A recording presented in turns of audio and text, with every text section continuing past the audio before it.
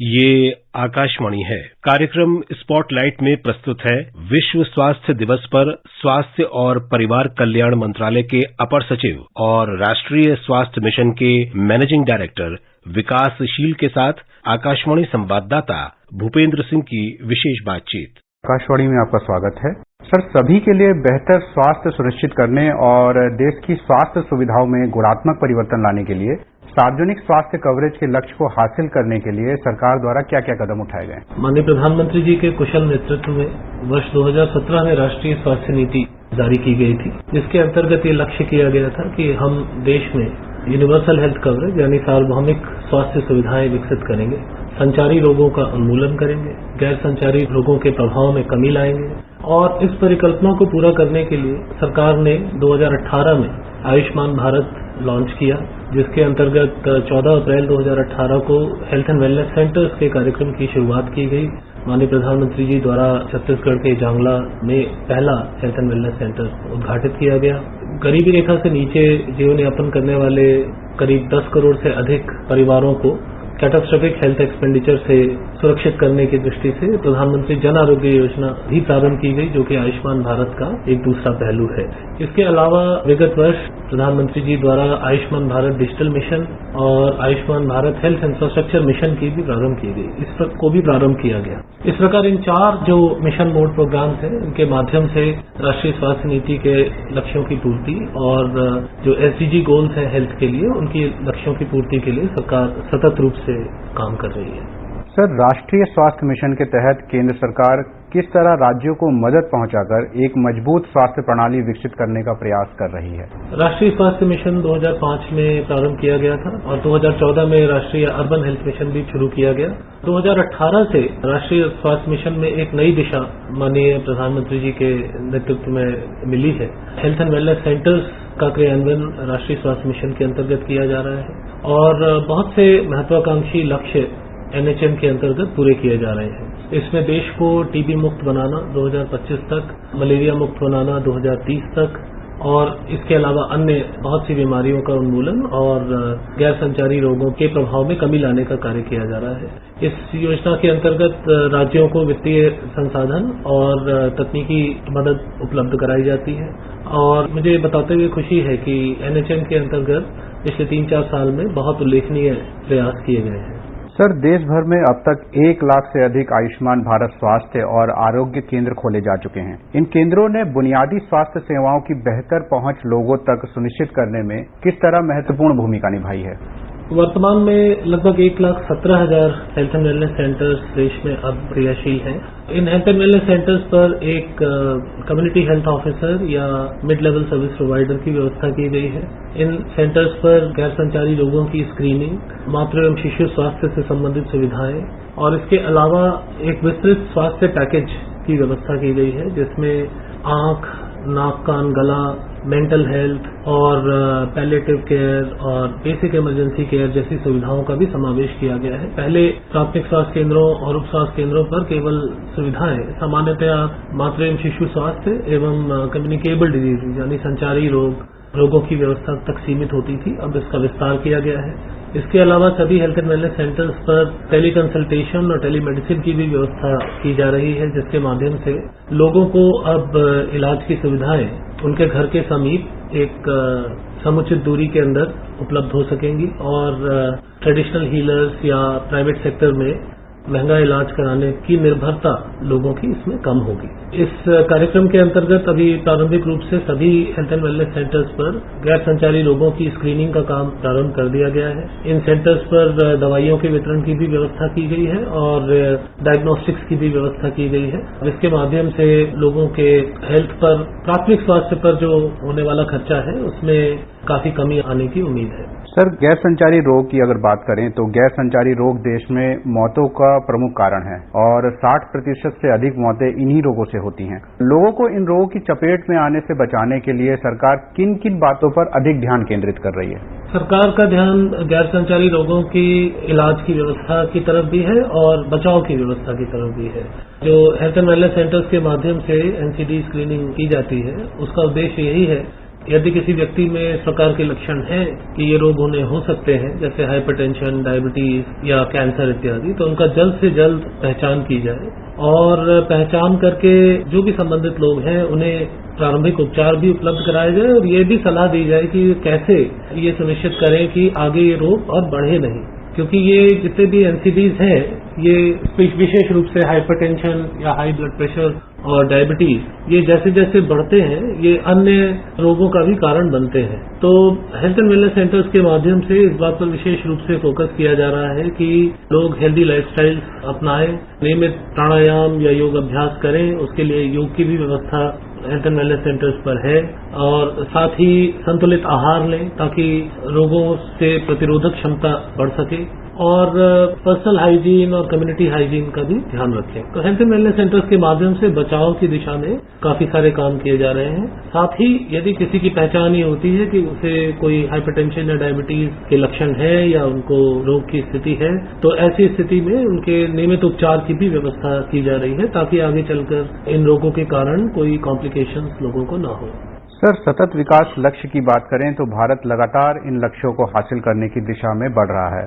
ऐसे में मातृ मृत्यु अनुपात में कमी लाने और एड्स, टीबी, मलेरिया और अन्य संक्रामक रोगों से निपटने के लिए सरकार क्या क्या कदम उठा रही है? जितने भी सतत विकास लक्ष्य हैं उनमें सभी में बड़ी नियोजित तरीके से कार्य किया जा रहा है। मुझे बताते हुए खुशी है कि मातृ मृत्यु दर और शिशु मृत्यु दर दोनों ही पैमानों पर भारत में जो गिरावट आई है इन सूचकांकों में, वो विश्व में जो गिरावट आई है उसकी दर से कहीं अधिक है।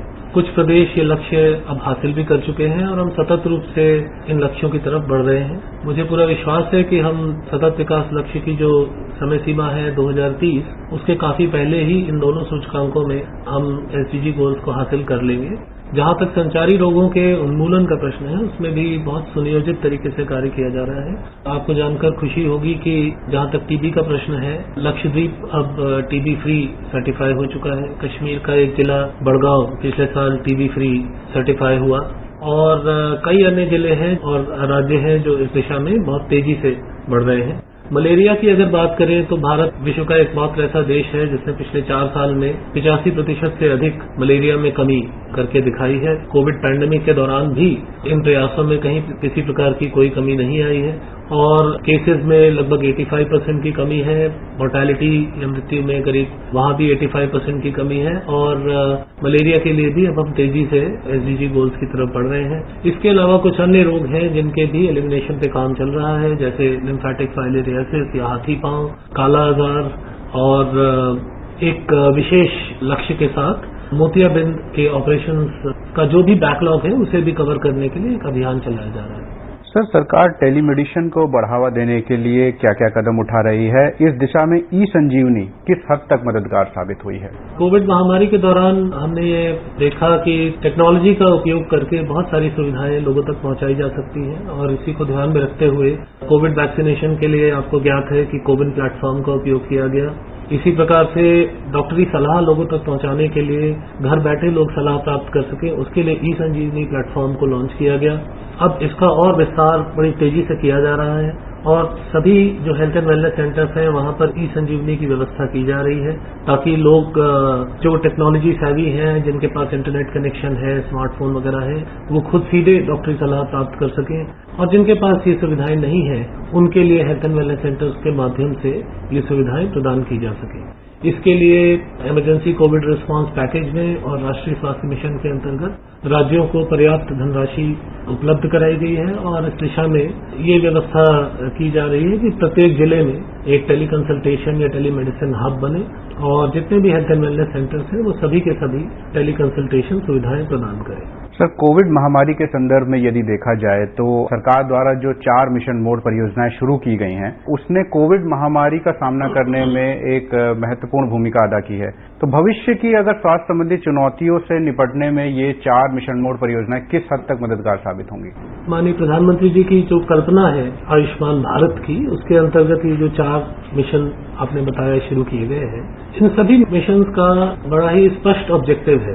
ये सार्वभौमिक स्वास्थ्य की दृष्टि से सभी क्रिटिकल जो पहलू हैं उनको एड्रेस करते हैं। तो हेल्थ एंड वेलनेस सेंटर्स प्राथमिक स्वास्थ्य को एड्रेस करते हैं। प्रधानमंत्री जन आरोग्य योजना टर्शरी केयर या जो अस्पताल में इलाज की आवश्यकता होती है उसको एड्रेस करते हैं। आयुष्मान भारत डिजिटल मिशन जो है वो तकनीक के उपयोग और टेक्नोलॉजी के उपयोग के बारे में व्यवस्था करता है। और हेल्थ इंफ्रास्ट्रक्चर मिशन जो कि नया मिशन लॉन्च हुआ है उसमें इस प्रकार का इंफ्रास्ट्रक्चर तैयार किया जा रहा है कि देश को मौजूदा और भविष्य की किसी भी महामारी से लड़ने के लिए स्वास्थ्य की जो अधोसंरचना है उसकी पर्याप्त क्षमता न सिर्फ रोगों की पहचान करने के लिए, सर्वेलेंस करने के लिए, टेस्टिंग करने के लिए, ट्रीटमेंट करने के लिए, बल्कि क्रिटिकल केयर तक की सुविधाएं उपलब्ध कराने के लिए की जा सके। सर, सरकार नीति आयोग की रिपोर्ट के अनुसार 40 करोड़ भारतीयों के पास अब भी स्वास्थ्य बीमा के जरिए उच्च चिकित्सा संबंधी खर्चों के लिए वित्तीय सुरक्षा उपलब्ध नहीं है। प्रधानमंत्री जन आरोग्य योजना किस तरह इन लोगों के लिए वरदान साबित हो? आपको ये जानकर आश्चर्य होगा कि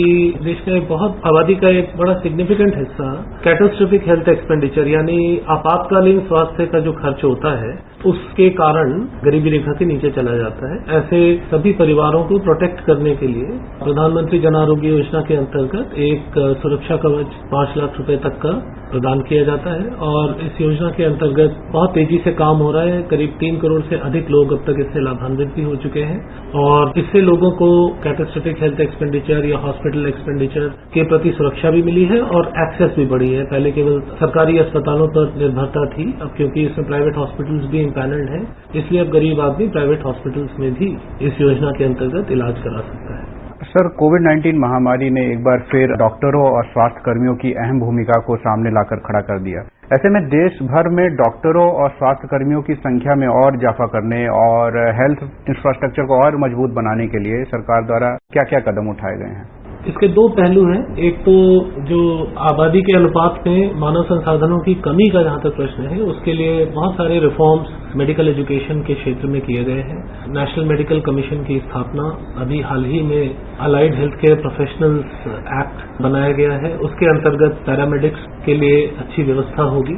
नर्सिंग सुविधाओं, नर्सिंग शिक्षण की क्षमताओं में वृद्धि करना, इसके भी सतत रूप से प्रयास किए जा रहे हैं। राज्यों के साथ मिलकर इस प्रकार की भी व्यवस्था की जा रही है कि न सिर्फ चिकित्सा के लिए संसाधनों की व्यवस्था हो बल्कि लोक स्वास्थ्य की दृष्टि से भी कार्य करने के लिए मानव संसाधन उपलब्ध हो सके।